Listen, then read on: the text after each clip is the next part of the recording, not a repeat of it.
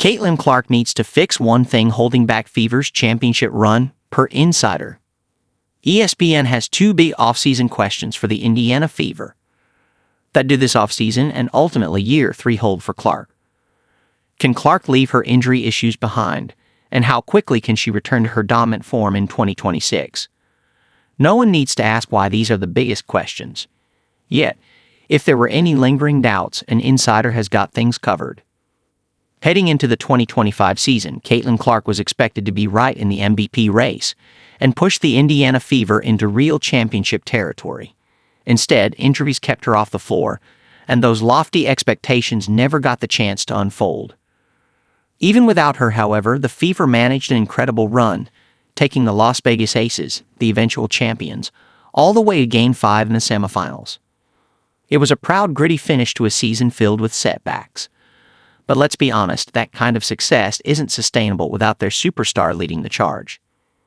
In his latest podcast, insider Robin Lundberg said, "I do believe with a healthy Caitlin Clark, the Fever win the championship this year, 2025 season. I can't prove that. You can say whatever you want about me, obviously, but the way that they were playing in that stretch, even when she was a little limited when she came back.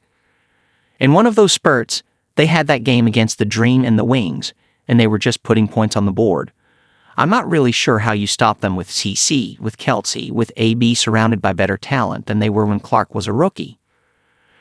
So, after falling just one win short of the finals, Indiana needs to regroup.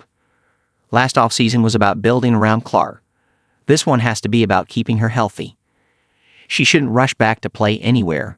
Thankfully, she opted out of the Unrivaled after all those rumors before the WNBA tips off again in May. She doesn't need the extra league reps or paycheck. What she needs is time after playing only 13 games this season, getting treated for 4 different injuries. And, honestly, Fever has to prioritize every player's health going forward. Injuries are part of sports, sure, but when half your rotation goes down, something's off. Maybe it's the tighter WNBA schedule. Maybe it's the year-round grind players face with overlapping leagues. Either way, Indiana has to take a hard look at how it manages health, recovery, and workload. GM Amber Cox is already confident in the team's approach, though. "No one worked harder than Caitlin. Nobody wanted to be out on the court more than Caitlin," Cox said. "I'm so looking forward to what next year is going to look like for her, because I think we're going to see another level, which is unbelievable to even think about." Unbelievable. That's the word. For Clark, however, there is only one path to that.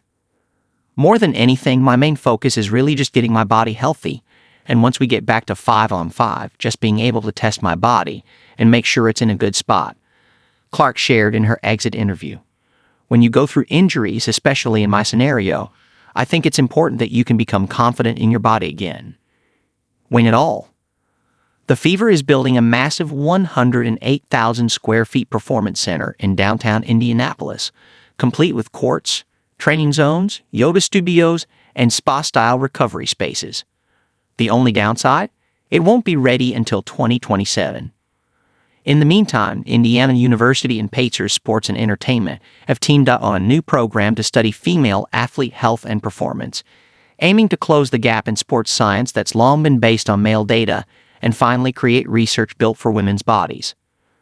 As things stand, BetMGM Sportsbook is giving the Indiana Fever the second best odds to win the 2026 title, plus 375. But with the ongoing CBA negotiations shaking up the league, staying healthy might not be the only challenge Indiana has to navigate. Can the Indiana Fever reload around Caitlin Clark? Even before the 2025 season began, the WNBA's future had been under a cloud. The reason? The impending CBA negotiations. So, like the rest of the league, the Indiana Fever is facing an unprecedented situation where the majority of the roster might be replaced. To ease the situation a bit, the Fever does have 2 of their core pieces locked in, Caitlin Clark and Aaliyah Boston. So, will the Indiana Fever be able to reload around them and build a competitive roster? Well, one thing that works in the Indiana Fever's advantage is that they can control the free agency of 2 of their most important players in Kelsey Mitchell and Lexi Hull. While Kelsey Mitchell is technically an unrestricted free agent, the Fever can designate her as a core player, which would give Indiana exclusive rights to negotiate the contract. Coming to Lexi Hull, she is a restricted free agent. Therefore, the Indiana Fever will get the right to refuse in case Lexi signs an offer sheet with another team. Coming to the rest of the free agents, the situation is wide open. Although most of them have spoken highly of their experience and love for the city, they have also said that they would consider all the offers.